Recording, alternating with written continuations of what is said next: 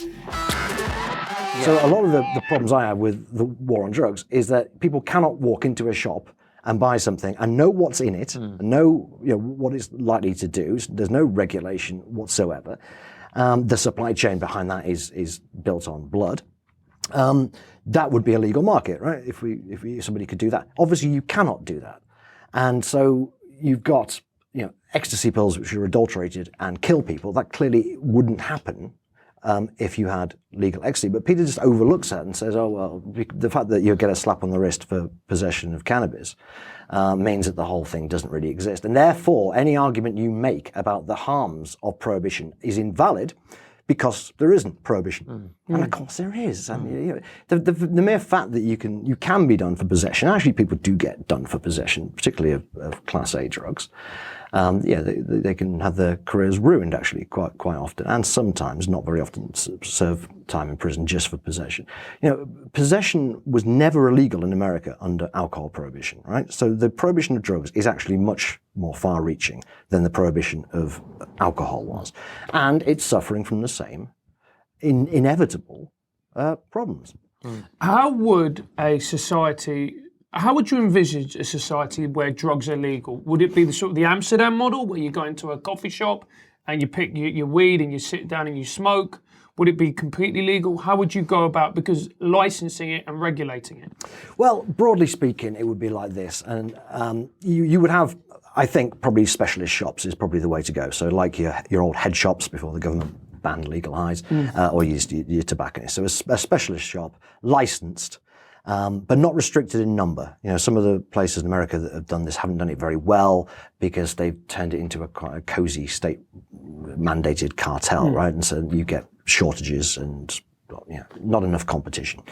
And they've banned branding in some places and stuff like that. I wouldn't do any of that. I would have branding. I would have probably some level of advertising. I think politically you need to be realistic that you're not going to have a great deal of it.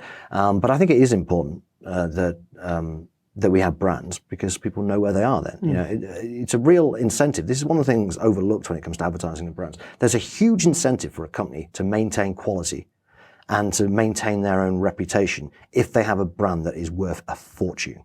If you haven't got that, if you just got cannabis shops where you've got anonymous pots of green leaves and nobody really knows what it is, there is no incentive whatsoever to maintain the quality because no one knows where they're getting it from. So actually, I think you do need to have brands. I would have specialist shops for things like cannabis. I would essentially legalize all the drugs themselves, but not necessarily every derivative. That's the thing. So I don't think I would legalize crack cocaine and heroin, for example, but I would certainly legalize opium smoking, and I would have opium smoking bars. Obviously, there would be no smoking ban under my regime. So this is just your way to get smoking back into the pubs. Let's legalize opium. It's a crack in the door to bring back smoking. Opium smoking. Now, I'm not going to stop people from making crack cocaine in their kitchens. I'm certainly not going to stop people from growing their own cannabis and stuff like that. I just hope that if you give people a much safer variety of the drug, essentially the variety of the drug that was consumed circa 1880. All right, so that would be smoking opium rather than intravenous injection of heroin. There would be some form of cocaine. I mean, cocaine is a difficult one. I think most legalizers accept that cocaine is a difficult one because, I mean, it does play to your irrationality point, right? When people are on this stuff, it's clearly very, very Moorish for a lot of people. And, they don't necessarily act in the most responsible or rational way. However, as comedians who've performed to audiences of some of whom have been on that. I think yes. So it's difficult, but it is out there already, right? People are already taking it. In London, it seems that everybody's on it. Yeah, despite the fact that it's really expensive. Yeah. So I don't know. Cocaine was never used all that much actually before Prohibition. It was kind of associated with a few bohemians and actors. Yeah. But it was used. It was mainly used actually in kind of patent medicines and stuff, and maybe that might be the way forward. We look at the drugs that are being consumed today, i.e. under Prohibition, and just assume that a legalized market would be just exactly the same drugs but sold legally.